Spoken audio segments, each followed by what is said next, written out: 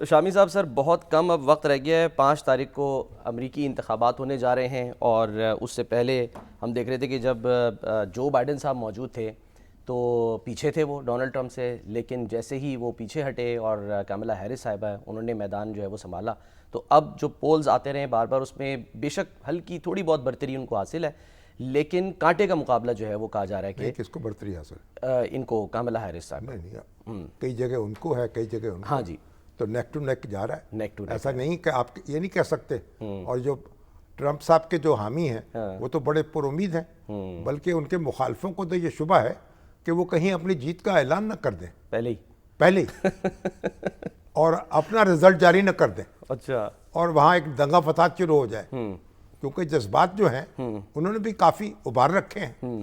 تو دیکھنا امریکہ کا جو الیکشن ہے وہ بڑا دلچسپ ہے کہ 50 کے قریب جو ان کی ریاستیں ہیں, آپ ان میں ووٹ پڑتے ہیں. ہر ریاست کے اپنے الیکٹورل ووٹس ہیں, بالکل انتخابی ووٹ ہیں. بالکل, کسی کے 50 ہیں, کسی کے 40 ہیں, کسی کے 10 ہیں, 54 سر سب سے زیادہ کیلیفورنیا کے ہیں. بالکل دیکھیں نا. ہاں. اب وہ ہر ریاست میں جو شخص جیت جاتا ہے, جس کے پاپولر ووٹ زیادہ ہوتے ہیں, اس کو اس ریاست کے پورے الیکٹورل ووٹ مل جاتے ہیں. ہاں جی, ایسا نہیں ہے کہ الیکٹورل ووٹ جو ہیں وہ تقسیم ہو جائیں.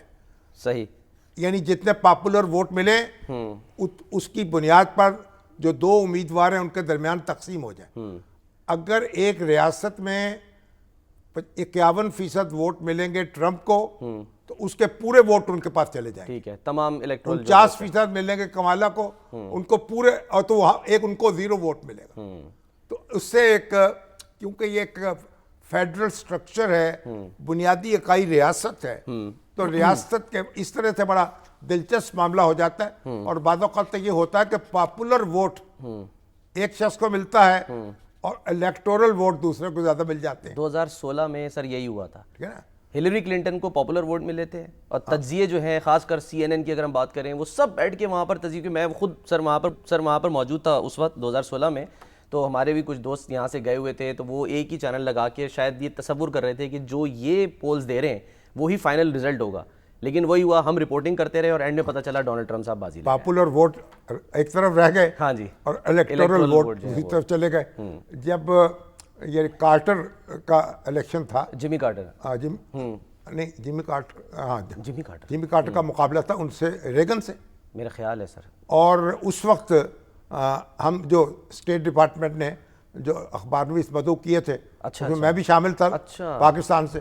تو اس وقت بڑی دلچسپ بات یہ تھی کہ جارج ڈبلیو بش جو ہیں سینئر, جارج بش سینئر, وہ نائب صدر کے امیدوار تھے. اچھا. اور ریگن جو تھے, جو بڑی زیادہ عمر تھی ریگن کی اس وقت بھی, تو میرا خیال ہے رونلڈ ریگن.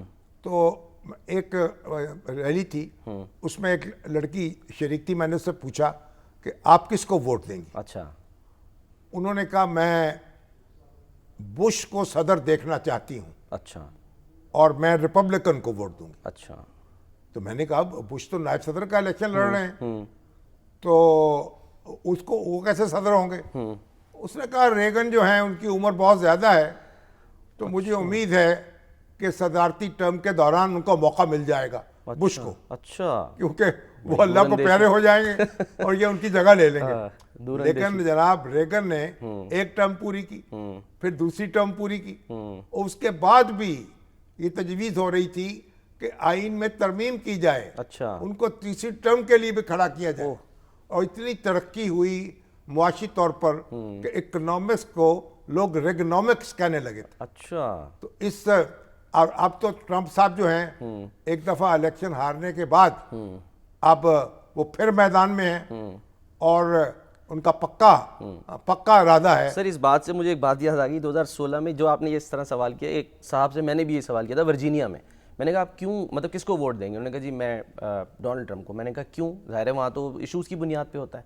تو وہ کہتے ہیں کہ بیکاز آئی ہیٹ ہلری. یہ الفاظ تھے اس شخص کے کہ جب میں اس ہلری کلنٹن سے نفرت کرتا ہوں تو اب میرے پاس آپشن تو کوئی نہیں ہے, ان کے بجائے میں. ایسا بھی ہوتا ہے نا کہ بعض اوقات ایک لیڈر سے آپ کو جو حب علی میں کہتے ہیں کہ بغض معاویہ میں ووٹ دیتے ہیں, حب علی میں نہیں. وہاں پر بھی یہ چلتا ہے. مگر ہمارے ساتھ سر حسن رضا کو ہم ملا رہے ہیں کیونکہ وہ بیورو وہاں چیف گئے ہوئے ہیں وہاں کور گئے کرنے کے لیے.